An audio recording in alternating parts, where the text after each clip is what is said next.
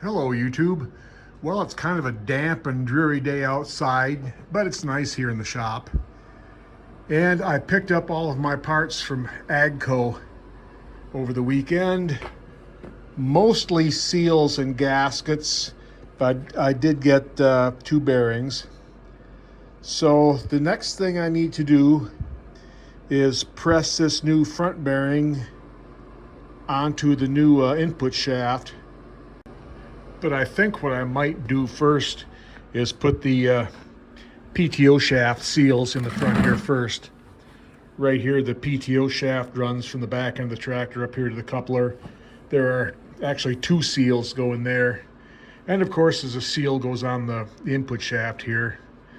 On this tractor, 80W90 goes in the back compartment, and this compartment has hydraulic fluid in it.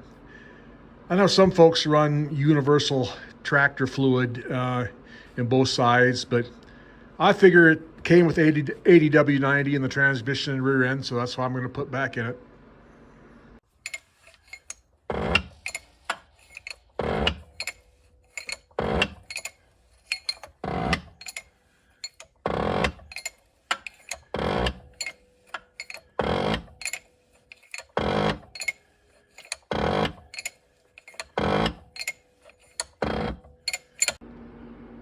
Okay, I got the new bearing pressed onto the new input shaft.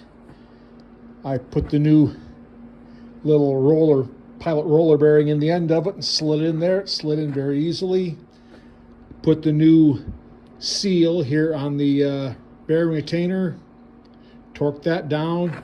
Well, I did get put my new seals, PTO seals there. Dabbed a little grease on them to hopefully make the shaft go in easier. Now I'm ready to put the power director back on. I just slide that back in there, and the first thing I do is slide it on there and then get this pain in the butt snap ring back in place. So we'll see how that works out. All right, I got the power director in place. So by golly, I think when I get back out here from lunch, we're just about ready to hang this bad boy back on the tractor. Okay, I've got the transmission and rear end casting hanging relatively level off the shop crane.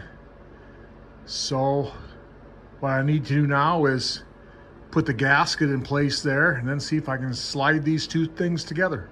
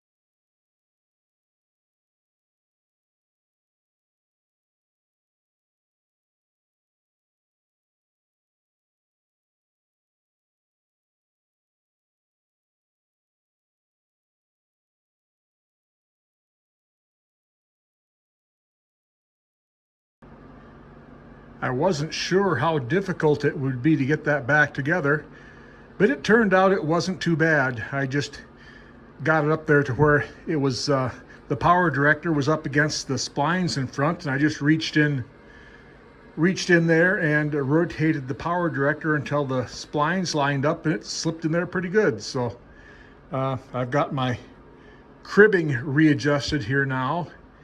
And I think the next thing I need to do is put the differential back in, but I'm glad to have this back together. I might even have earned the right to sit down and enjoy a cold beverage before I go any farther. Okay, I've found installing the differential to be a little challenging working by yourself, but I think I'm going to manage. I've got it blocked up in place here with a couple of blocks. Good enough for me to get the to get the retainers in. I've got one side in there. I've got the other side ready to go here. And there is a proper way to install this. This is the bottom right here. The idea being that if the axle seal starts leaking, the grease will run down through this weep hole and run down instead of getting on the brakes. I kept the same amount of shims, kept track of those on that's the other one and this one. So they're the same as the same shim pack on each side. That's when I took it apart. Got a new seal installed, and also there's a new O-ring here. So I'll go ahead and see if I can get this this differential the rest of the way installed. Okay, I've got the differential all in. I've got the bearing retainers there all torqued to spec. Backlash seems about right.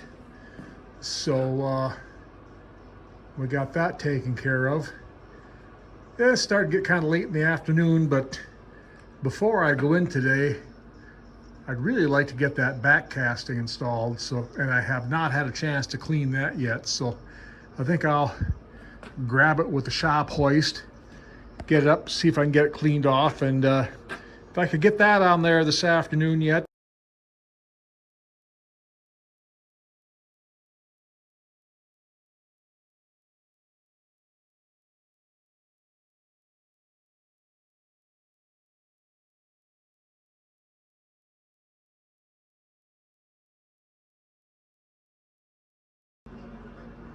Okay, I've got the back casting there cleaned up and installed.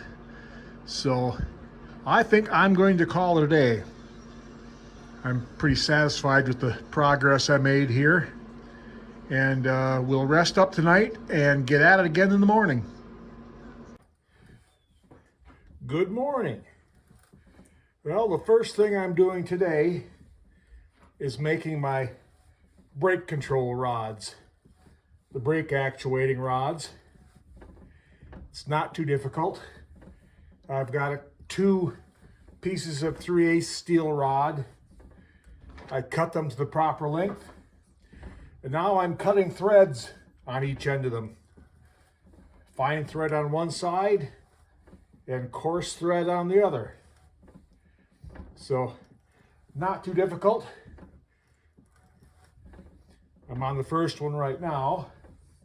I'm going to cut about 3 inches because this is the side that goes into the brake mechanism, and I'll need a fair amount of threads there in order to adjust the brakes. So I'll keep at this, and I'll show you the end result. All right, here's the finished product. We've got a couple of new brake actuating rods that don't look scary. So not much to it. So now let's see. The next big heavy parts I need to put in are the final drives. But in order to do that first, I need to put the brake bands in here. So it's not too difficult. I'll get started at that now.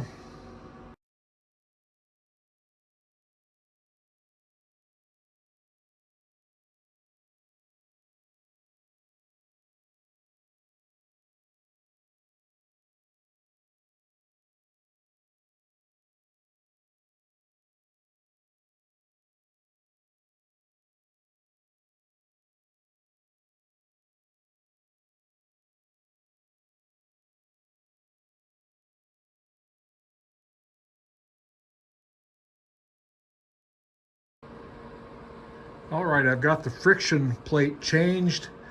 I've got my brake drum on, ready to slide in there. And there is a right way and a wrong way to put these on because the brake pads are 2 different sizes. The larger in diameter pad goes on the inboard side and the smaller one goes on the outboard side. So let's see if I can get this one installed here.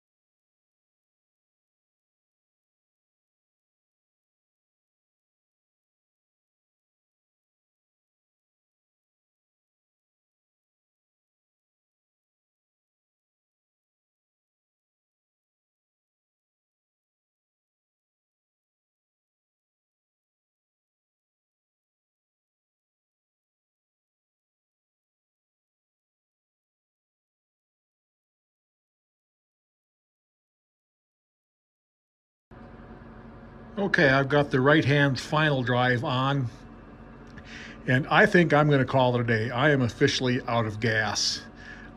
Besides shop work today, I also went to town and got a load of wood pellets, and I set some round bales for the cows, so I think it's time to go in. I should be able to spend a couple hours out here tomorrow morning. Gosh, before the weekend, I would really love to get that other final drive on and the big casting that holds the lower lift arms. I should be able to do that. We'll see how it goes. So, pretty happy with progress. We're coming along pretty well.